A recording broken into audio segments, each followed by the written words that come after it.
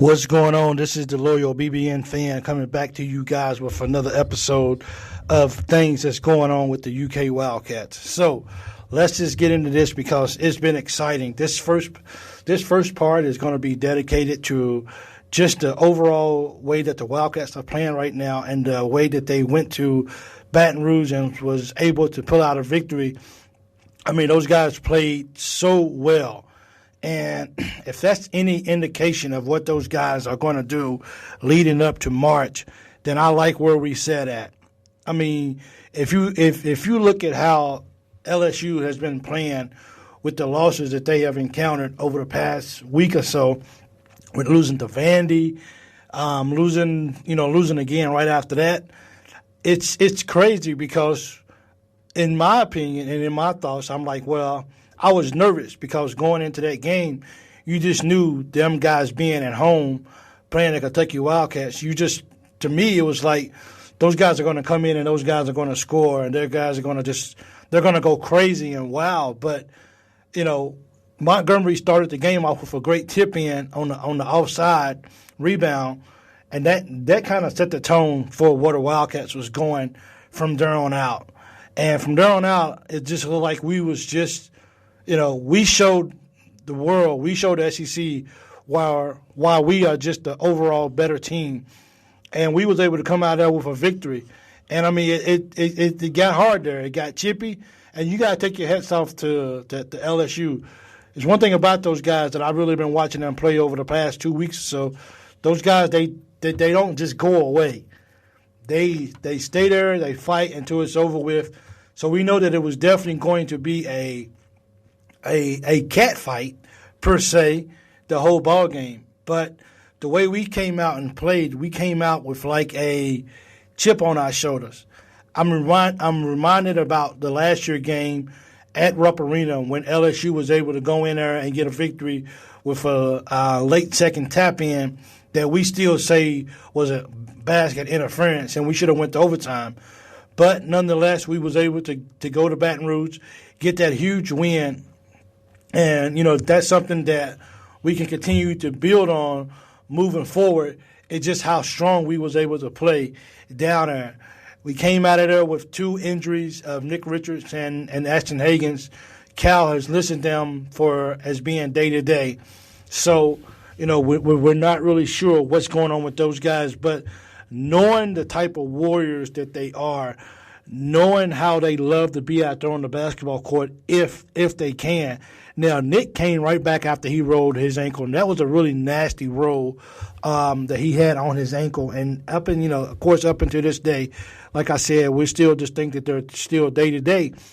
But Ashton Hagans, him being the warrior that he is, at first it didn't seem so bad because he got up and still played another play. But after that, he had to be helped off the floor, basically. And he went straight to the locker room. So no one was really sure as far as what was really going on with him, as far as, is he okay? Is he really hurt? So, after the game, of course, we found out that it was just a thigh bruise. But if you've ever had a thigh bruise before, then those are very painful. And he actually got that injury when him and Mays was actually going after the ball on a loose ball. And that's just a testimony of just how much we really want to win. And that's also a testimony of just how much people really want to beat Kentucky, that these kids are out there night in and night out putting their bodies on the line to win a ball game. And I think as a fan base, I think we truly appreciate what these kids do day in and day out. So, March Madness is coming up, and, with that win, that moves us up in the bracket a little bit. I seen last night that it actually was that now they actually got us listed as a 3 seed. So over the past 2 weeks, we went from a 5 seed to a number 3 seed, and I still think that the ceiling is still high for us. I still think that if we can just keep playing, that we can actually come out with it. Now we won't get a 2 seed for the simple fact that we lost to Evansville, but I still think it's possible that we can still figure out a way to get a 2 seed. Now here's where it gets tricky at. Going into that LSU game, it was a 3-way tie between us, Auburn, and LSU. And since then, we beat LSU and Auburn that they get beat. So now we have a comfortable 2-game lead. But that's one thing about playing in the SEC. You don't get comfortable. You can't say, well, I have a lead, so I can just relax now. You can't. You still have to go out and play the game to win. I mean, take, for example, we really, no one really thought we was going to go into South Carolina and get beat. But we went in there and we got beat. We was the Georgia that game is, well, we got everything taken care of in the first half. Let's just go ahead, regroup, come back out the second half, and let's just finish winning. But we ended up losing the ball game. So that will forever be known as the Georgia syndrome to me. So, we just got to keep our heads. We got to be focused more than ever because teams are coming for us.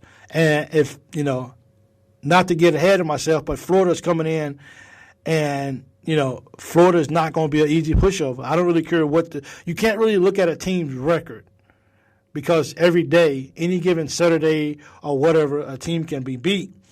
So we definitely got to come out with our heads up, ready to play, focused, excited about what's about to happen, and we can't allow Florida to come in and actually beat us.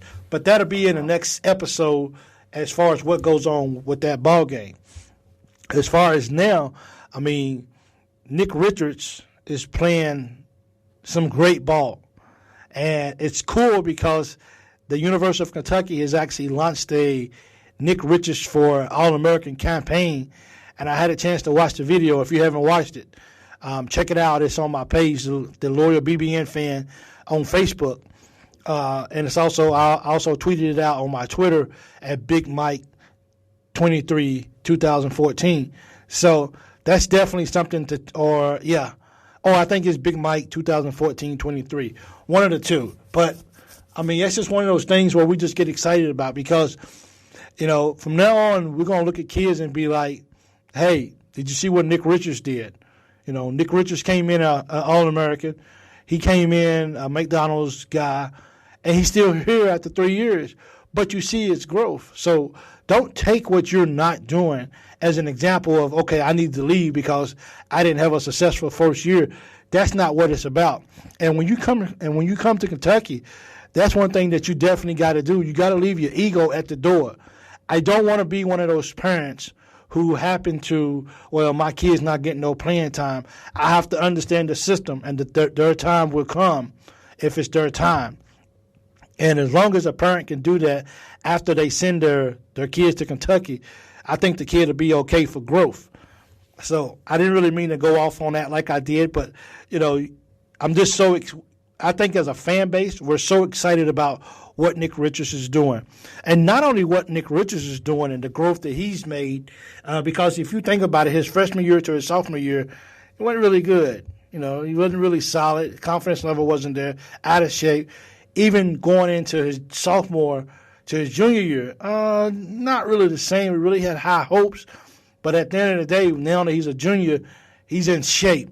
He can stay on the floor. He can play 35 minutes a ball game. He doesn't get winded. He doesn't put his head down when he makes a mistake because he understands how big he is. But we also got to take a look at the jump that Higgins has had. We got to take a look at the leap that Quigley has made. And these guys are dedicated to their craft. These guys are like saying, hey, we got to get better. And they're taking the necessary steps out there. So if you're a high school person out there listening to this who's in sports, you got to be dedicated to your craft. You got to be willing to step out and do what the other players won't do. Get in shape, study, understand the game, grow as a person. In the game of basketball, or the game of football, whatever sport it is that you're playing, you have to focus on that and say the process is there for me to take. I just got to be willing to go through the process until I reach my destiny. And they do that. You'll be okay as a high school player going on to the next level in college. But I'm so excited about where the Wildcats are going. I'm looking forward to Florida coming in at Rupp Arena Saturday afternoon playing those guys, and I really think it's going to be really, really good for that. So, it's just one of them things where this is the time every year that our Wildcats start to peak. It's basically towards the end of the month, and our Wildcats are turning it up on every level.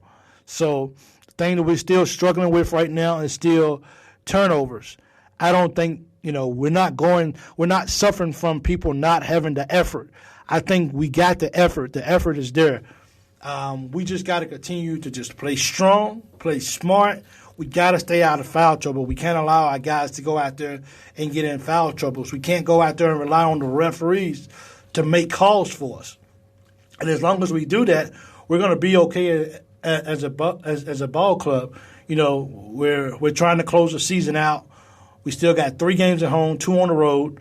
We still got, Tennessee's coming, Auburn's coming, Florida's coming. We need those home wins, That's huge. And as I heard someone say, if we can win those 3 home games and one away a game, then I don't really think it really matters if we go to Florida the last game of the year and lose, because the SEC will be ours anyway. But ultimately, what we want as a fan base is we want number 9. We want to win a championship. But this is where it starts at. The dedication of our players, the dedication of the coaches, and I think it's there. It's just doing some tweaking at this time now, making some small adjustments, turnovers. We got to stop people from getting more offensive rebounds than us do. See, the thing about it is people don't really look at what offensive rebounds are all about. Offensive rebounds does one thing. It gives the team that you're playing more possessions than you. You can't allow a team to get 10 more possessions than you do and still win a ball game. You got to even that playing field out so everybody can benefit. But as long as we can continue to crash the boards, out rebound our opponents, we're going to be okay. Just like when we played Ole Miss. Was it Ole Miss or Mississippi State for Perry? And we pretty much shut him down. I think it was Mississippi State. I think he's on Mississippi State. But we shut him down, and he didn't have the big game that he's accustomed to having. So we have a way of going after their best, our opponent's best team player, and shutting them down and forcing other teams to actually beat us. That is a recipe for success, because unlike Kentucky, we have a 3-head monster in our Quigley, Maxey, and Higgins. We have that. Not many teams can say they have starting guards, 3 of them, that powerful, that good. All of them can do something that can bring a lot to the floor, and we got to continue to do that. Over the last game, I can't get away from the LSU game without saying how big Nate Sestina was. I mean, those threes, you could just see him basking in the moment. Coach Cal doesn't pump his fist very much. Coach Cal pumping his fist. You could tell it's a great program when other players are rooting, when your teammates are rooting for you to be successful. I mean, Quigley expressed it in the post-game comments, just how happy he was to run down the court and fist bump him and chest bump and everything else. That's a recipe for success, because our guys are playing not for the name on the back of the jersey, but the name on the front of the jersey. And I say this consistently in most of my shows, is because a lot of teams don't want to do this. It's about what can I do? Which brings me back to what I said earlier in the show. When you come to Kentucky, you got to leave your ego at the door. You can't come in and be like, I'm going to be the man. You got people like Anthony Davis wasn't the man. You got people like John Wall wasn't necessarily the man. They was a huge recipe. There was a huge piece to what goes on at Kentucky. But up under Cal's system, it's not really the man. It's collectively as a team, we pull together, and this is how we win. We win ball games like this. And as long as we can continue to do that, I think our ball club is going to continue to rise and rise and rise, and we're going to go far in it. So, this year it doesn't scare me. I think with all my heart, and I believe there's no reason why we shouldn't find a way to make our way to the Final Four this year. We should go. We continue to play like we're playing, believe in each other, and just do it, and we're going to be okay. So we're going to take a small break. We'll be right back. I'm the loyal BBN fan, and we'll be right back with more of the show.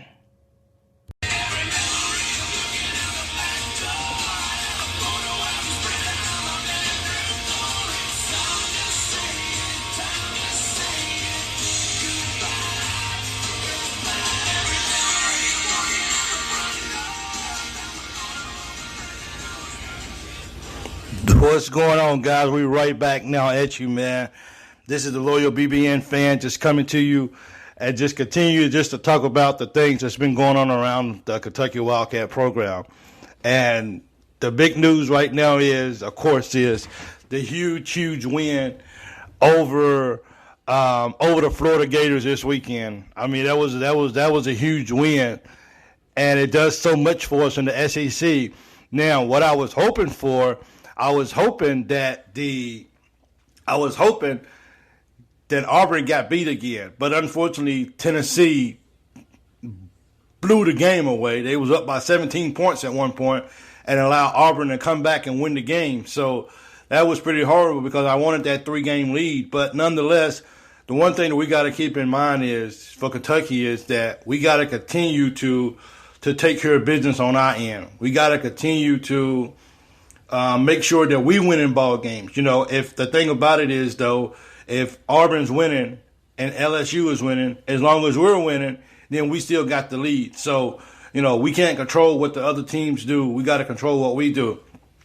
And that's why winning against Florida was so big. Now, we had big games. You know, we had career highs from Quigley. He had 26 points, and that's awesome. I mean, I'm going to tell you that right now. Facts. The kid ain't coming back next year. Facts. Nick Richards ain't coming back next year. Facts. Higgins ain't coming back next year. Facts. Maxie's gone. I mean, look, man, that was a big win. That was a big win. Despite, at the last minute or so of the ball game, we practically tried to give it to him, and we couldn't get the ball in.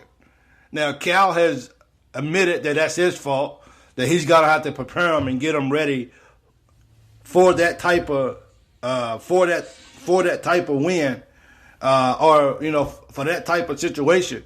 So he's definitely got to get them ready for it. But you know, that's something that you know we got to figure that out on the fly if we have to, because that almost cost us the game. I mean, we're up big. I mean, we're up. The game is ours. All we got to do is just get the ball in and hit free throws, and the ball game's over. We couldn't get the ball in. I mean, they cut it to 2 points, and thank God that you know we got the call that we did on that out of bounds, because if Nick Richards clearly kicked that ball out of bounds, but it was a foul call before that happened. If it wasn't for that, they would have had a chance to tie it up or take the lead.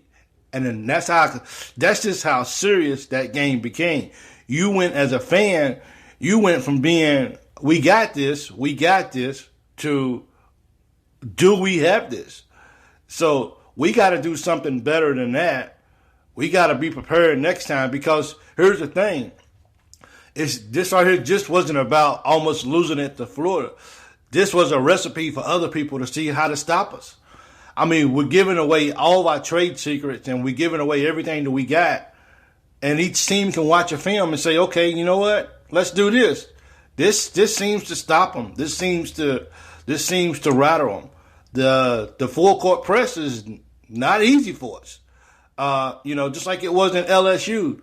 We didn't have Ashton Higgins in because he was hurt. But, you know, Juzane came in. But we got to get better at breaking that press, because teams are going to press. When it comes tournament time, if you don't think teams ain't going to press, teams are going to press. And we got to be better equipped for that to happen in order for us to be successful moving down the road. You know, we're getting ready for Texas A&M tomorrow in Texas. So, I mean, no games are easy from here on out. It's going to be a dogfight. The good thing about it is we at home do more of the games. So, that's definitely a good thing. We still got Auburn. We still got Tennessee at home. We got Florida on the road. So this is some stuff that we definitely got to take advantage of. We got 2 of the last 3 at home. We got to take advantage of that. If we can just win 2 more of those games, whether it be one at home and one on the road, I think we, for sure the SEC will be locked up and we'll get it. But we got to win, and we got to take one game at a time. So, the game was good. It was battling. I tell you what, I'm so proud of Nick Richards, because in years past, when he's facing a opponent like him, even though he's taller than Blackshear, but I think when he's facing opponents like that he kind of backs down. But Nick went to Blackshear this year. He went to him, and to me, the first thing I thought about was, of course, Blackshear, we really wanted him, and that came down to like the final hour, the final minute of Blackshear deciding where he was going to be. And, of course, he chose Florida over Kentucky. But I think Nick Richards kind of had something on his shoulders that night. I think he was saying, hey, we didn't need you at Kentucky because I'm the big man. I'm the big man on campus. And I think he was showing that Blackshear that, hey, good, you went to Florida because this is my house. This is what I do. And he did that, and he backed it up. He did. Now, Blackshear had a pretty good game of his own self. I think Blackshear had like the first 9 points of their 11 points. So, Blackshear was getting this thing, but, Blackshear was sitting outside shooting threes. And I think that's something that we would kind of live with. If Blackshear wants to sit outside and shoot threes and not go down and bang low with the big boys, then, it is what it is. Everything still came out on the up and up. Everything still came out in our favor. But once again, we fought. We fought. We still having troubles with closing out the games, though. We still got to find a way to close out the ball games because we're letting teams back in it, whether it's through the full court press, fouling, putting them on the free throw line when the clock is not running. I mean, it's just multiple ways. It's just those little things that can cost you a game. And that's something that as we continue to close out the season, those are the kind of things that we got to kind of fix, because, we don't want that to bite us in the butt later. We gotta find a way to nip that up right now, because if we don't, it's going to be trouble. And it's going to be sad, and everybody's going to be sitting around looking around like, well, what happened? What happened? Why did that happen for?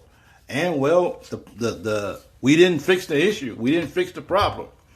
So as soon as we learn to fix the problem, we'll get better. Because, if you ask me and if you ask other Big Blue Nation fans, we still got a lot of basketball to play this year, not just in regular season, And, I'm trying to get number 50 in the SEC titles. I'm trying to get it, and I don't want to be a co-champion with anybody. And you keep if that's the case, then you keep it, and we'll earn the 50 all by ourselves. We don't want to be co-champions with somebody when we win our 50th championship. That ain't no fun. But it was a really good game that day. It was really good to see our Wildcats come out and play the way they played. It was clear that Wildcats, for the most part of the game, was a better team than Florida. Florida went on a run. They cut it. They got in it. One thing about Florida is like other teams in the SEC, they just weren't going to just quit just because they was down. I can't think of the kid's name, but it was he's a 5-star player.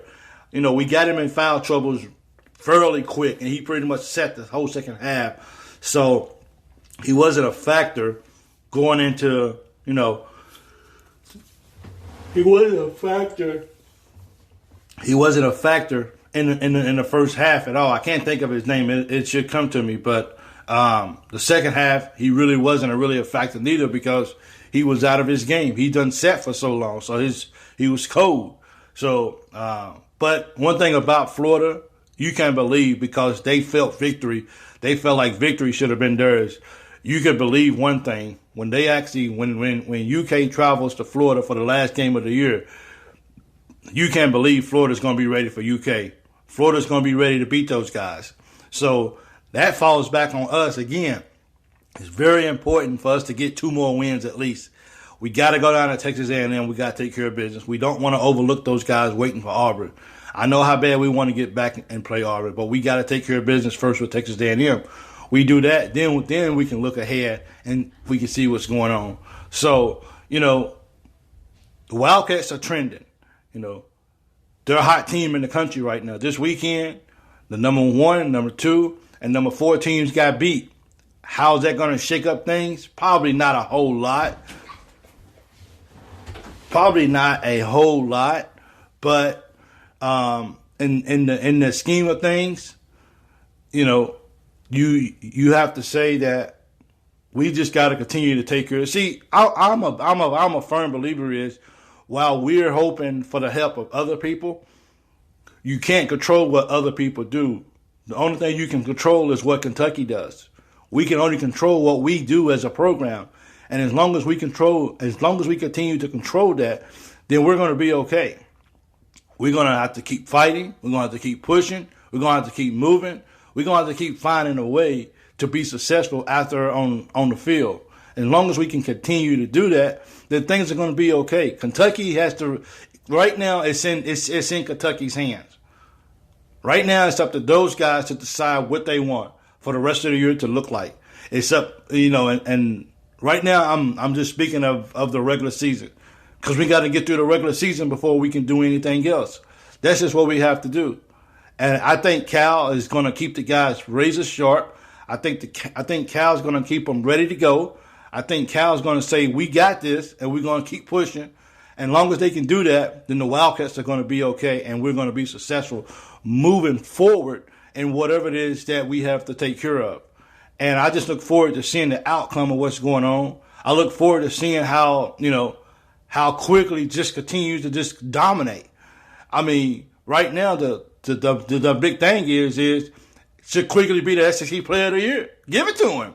Give it to him. Do you give it to him? Do you give it to Nick Richards? I don't know. Do you give it to Perry from Mississippi State? Who do you give it to? Do you give it to Skylar Mays from LSU? These guys are balling. But who's being the most important person to their team? Right now, I think it has to come down between Nick Richards and Quigley. These guys are just balling out. These guys are balling out and they're so huge for their team.